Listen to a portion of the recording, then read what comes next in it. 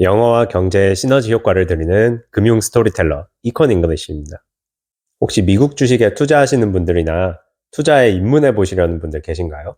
미국 주식 투자 시 필수적으로 알아야 할 것이 바로 이 티커 심볼입니다. 투자에 입문하시는 분들이 한 번쯤 헷갈릴 수도 있는 개념이죠. 티커 심볼이란 무엇인지, 어떤 유래가 있는지, 또 미국과 한국의 증시의 티커 심볼이 어떻게 다른지 재미있는 부분만 골라서 이야기를 드려보겠습니다. 티커 심볼은 증시에 상장되어 있는 주식의 식별 코드입니다. 쉽게 말해서 주식의 이름표라고 보시면 되겠네요. 보통은 몇 개의 알파벳과 숫자의 혼합으로 이루어진 코드인데요. 금융의 세계에서는 보통 주식들을 티커 심볼로 레퍼런스하곤 합니다. 지금에야 티커 심볼의 사용이 당연하게 느껴지지만 처음부터 있던 개념은 아니었어요. 굳이 티커 심볼을 사용할 필요 없이 그냥 회사 이름으로 주식을 부르면 됐으니까요. 하지만 주식시장, 게임의 판도를 바꿔버린 한 가지 발명품으로 인해서 모든 것은 변하게 됩니다. 이 1800년대 중반까지만 해도 주가의 정보는 실시간으로 받아볼 수가 없었어요. 트레이딩 플로어에서 사람이 직접 수기로 주가를 적어서 딜리버리하는 방식으로 정보 전달이 이루어졌죠. 이런 시간차로 인해서 트레이더들은 항상 손해를 볼 리스크를 감수해야만 했습니다. 그러던 중 1869년 한 명의 발명가가 증시의 혁신을 불러일으킵니다. 그 발명가의 이름은 토마스 에디슨. 에디슨은 Universal Stock Ticker라는 발명품을 세상에 내놓는데요. 작동 원리는 다음과 같습니다. 시시각각 변하는 주가를 전보로 쳐서 내보내면 스톡 티커 머신은 그거를 받아서 길다랗게 나오는 티커 테이프에 프린트를 해주는 기계였습니다. 이 에디슨의 발명품은 초당 1개의 글자를 찍어낼 수 있는 속도라고 하는데요.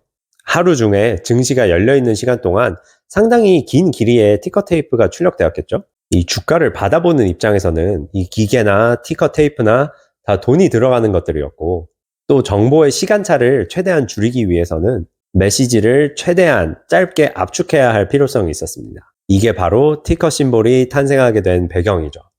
시간과 공간 그리고 비용을 절약하기 위한 코드인 겁니다. 예를 들어서 The Coca-Cola Company라고 말하는 것보다 KO라고 줄여서 표현하는 게 훨씬 더 비용이 절약이 됐겠죠. 참고로 ticker라는 명칭은 기계가 내던 틱틱 소리에서 따왔다고 합니다. 그러니까 말 그대로 기계가 틱틱거리는 소리를 낸다고 해서 티커라고 불렀다는 거예요. 아재 개그가 아니라 에디슨한테 가서 따지셔야 합니다.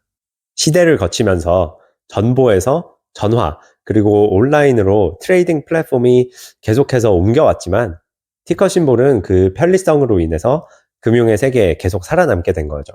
사실 요즘에도 이 스톡 티커의 원리가 남아있는 부분이 있는데요. 경제 뉴스나 증권 거래소에서 흔히 볼 수 있는 주가 화면 스크롤이 바로 이 티커 테이프가 쭈루루룩 나오던 데서 비롯된 거죠. 이제 보통 티커 심볼은 회사 이름에서 따온 약자인 경우가 많습니다. 애플은 AAPL, 테슬라는 TSLA, 이런 식으로 말이죠. 하지만 모든 티커 심볼이 다 회사 이름의 약자인 건 아닙니다. 고유 식별이 가능한 이름표라는 규칙에만 어긋나지 않으면 되기 때문에 때로는 기발한 티커 심볼이 많이 보이기도 하죠. 예를 들면 글로벌 주류 회사인 AB InBev. 티커 심볼은 BUD, Bud입니다. 주력 상품인 맥주 브랜드 Budweiser에서 가져온 거예요. 또 애완용품 리테일러 회사인 펫코 같은 경우에 티커 심볼은 WOOF, Woof입니다.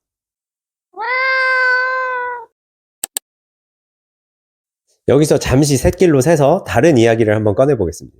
해외여행 가서 스타벅스 가보신 분 계신가요? 서양권 스벅에서는 꼭 주문을 하면 이름을 알려달라고 그러죠. 이 컵에 이렇게 쓰려고 하는 건데, 한국식 이름을 말하면 종종 흔들리는 직원의 동공을 마주칠 수 있습니다.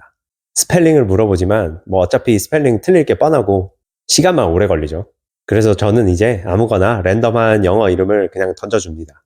이에 반해 한국에서는 주문 번호를 주죠. 갑자기 스벅 얘기는 왜 꺼내느냐? 미국에만 티커 심볼이 있는 건 아닙니다. 전 세계 증시가 각기 조금씩 다른 체계의 티커 심볼을 운영하는데요. 재밌는 건 서양의 증시 같은 경우에는 미국처럼 알파벳 몇 개로 이루어진 코드를 운영하는 데 반해 한국이나 일본 같이 동양의 증시는 숫자로 된 심볼을 운영한다는 거예요. 그 이유는 앞서 말씀드린 스타벅스 주문의 예시와 비슷합니다. 미국을 비롯한 서양권에서는 어차피 평소에도 알파벳을 쓰니까 알파벳으로 이루어진 티커 심볼이 쉽게 또 익숙하게 접해지는 반면에 한국을 비롯한 비알파벳 문화권에서는 회사의 이름을 로마자로 치환하는 데서부터 혼동의 우려가 생기기 때문에 아예 처음부터 마음 편히 숫자 코드를 매기게 된 거죠. 오늘은 티커 심볼이란 무엇인지, 또 티커 심볼의 유래, 그리고 동서양의 차이, 이런 재밌는 점을 한번 알아봤습니다. 관심 가는 회사의 주식이 어떤 심볼을 가지게 되었는지 알아보는 것도 금융의 세계에서 느낄 수 있는 또 하나의 재미라고 할 수 있겠네요. 오늘 내용이 유익하셨다면 영상 좋아요와 구독, 그리고 공유를 통해서 재밌는 금융 스토리를 나눠보시길 바랍니다. 감사합니다.